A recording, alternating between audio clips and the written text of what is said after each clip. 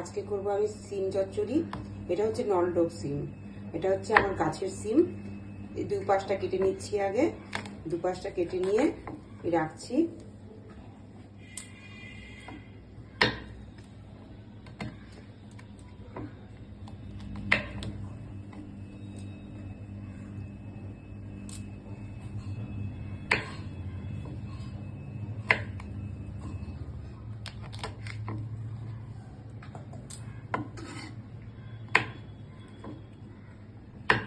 তাহলে সিমগুলো কাটা হয়ে গেল।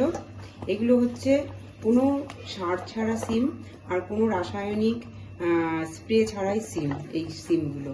এবার আমি ভালো করে ধুয়ে নেব। মশলা হিসাবে আমি এটা এবার গ্রাইন্ড করব।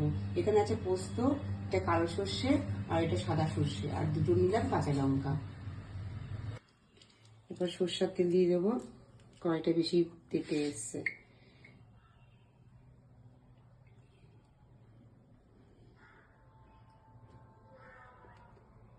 কালো জিরা তেল দিলাম, লঙ্কা ফোড়ন দিলাম। এবার এই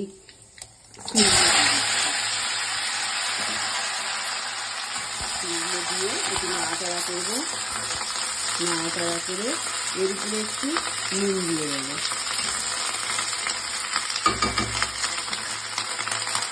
স্বাদ মতো নুন দিয়ে দিচ্ছি। তোমরা যে যেরকম নুন খাবে সেরকম নুন দিয়ে দেবো।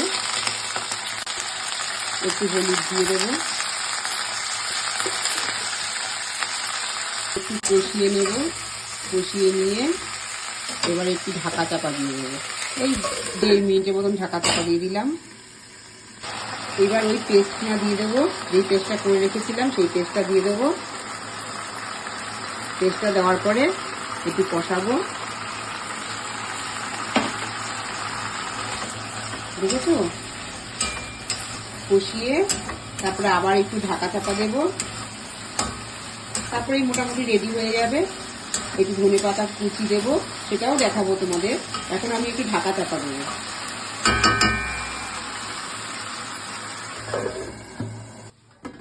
এবার ঢাকাটা তুলছি।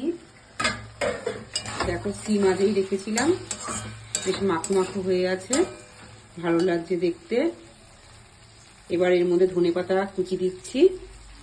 ধনে পাতা কুচিটা দিয়ে একটুখানি রেখে তারপরে নামিয়ে ফেলবো। মোটামুটি সবটাই হয়ে গেছে।